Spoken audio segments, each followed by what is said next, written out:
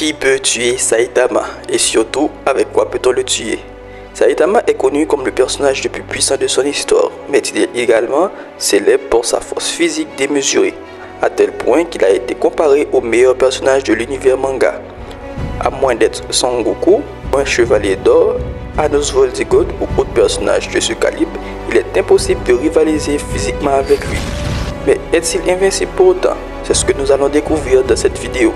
Avant de commencer, si vous aimez ce concept ou si vous êtes fan d'anime en général, abonnez-vous pour rejoindre la Chill Family.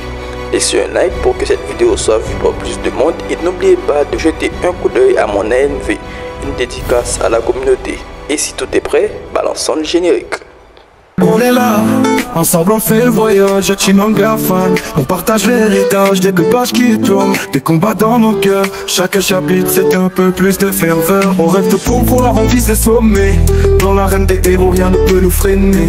Comme le fil ou Naruto on brise les chaînes. Avec vous ma team on avance sans peine. J'ai demandé à mes abonnés de donner leur avis sur le sujet et voici leurs propositions. Bazeno apparaît, il claque des doigts et boum, il efface tout, y compris Saitama et son univers. Goku lui, il a des cheveux au moins, il suffit de contacter Goku ou d'utiliser le guise de Lelouch. Beaucoup ont mentionné Goku, un débat classique dans la communauté manga. Mais pour éviter que cette vidéo ne se termine en 2 secondes et parce que ce serait pas très amusant, éliminons les personnages trop puissants comme Goku, Zeno ou Anos Voltigod. Par contre, l'idée d'utiliser le guise de Lelouch mérite qu'on s'y attarde. Avec son pouvoir d'imposer sa volonté à quiconque croise son regard, Lelouch pourrait ordonner à Saitama de se frapper lui-même jusqu'à la mort. Intéressant, non? Bien sûr, il existe bien d'autres moyens d'éliminer Saitama. Passons maintenant à des personnages qui, selon moi, pourraient avoir une chance contre lui grâce à ses capacités spécifiques. Chipstick de JoJo Bizarre Adventure est un stang ultra dangereux et mortel. Une fois attaché au dos de son utilisateur, si quelqu'un le remarque, l'utilisateur meurt immédiatement. Ensuite, le stand s'attache à la dernière personne qu'il a vue.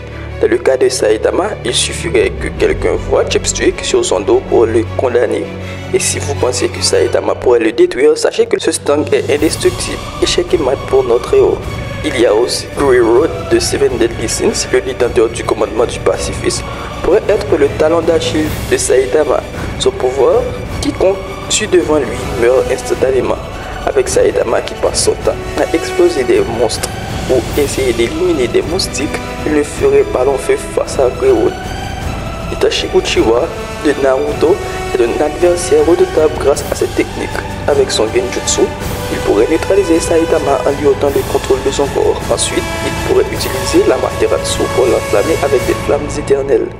Si cela ne suffit pas, Itachi peut sceller Saitama avec l'épée de son Susanoo. Et en cas de besoin, il a toujours Izanami ou Izanagi en réserve. On a aussi Daemon de Boruto, le petit frère de Ida qui possède un Shinjutsu qui reflète automatiquement toutes les attaques contre son utilisateur. Si Saitama tente de le frapper, il subirait son propre coup. Conclusion, Saitama s'autodétruit face à Daemon et ce fera le plus grand combat de toute sa vie, un combat contre lui-même. Et pour finir, il y a Camilla, princesse de Kakin Hunter x Hunter. Parmi toutes les nombreuses capacités incroyables de Hunter x Hunter, elle en possède une qui pourrait à coup sûr éliminer Saitama. Mais juste avant, alerte spoil. Si vous ne voulez pas vous faire spoil le manga Hunter x Hunter, passez au timecode indiqué. Vous êtes prêts? C'est parti.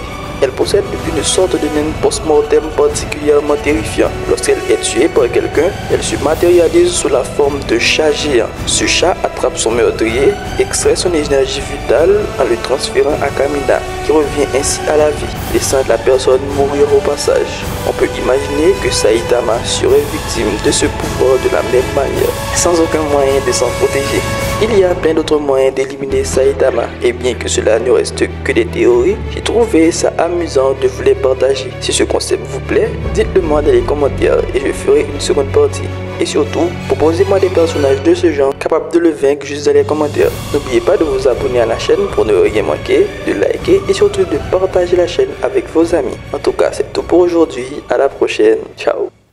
On est là, Ensemble on fait le voyage, Chinanga fan. On partage l'héritage des deux pages qui tournent, des combats dans nos cœurs. Chaque chapitre c'est un peu plus de ferveur. On rêve de pouvoir en viser des sommets. Dans l'arène des héros rien ne peut nous freiner. Comme le fil ou Naruto on brise les chaînes. Avec vous ma team on avance sans peine.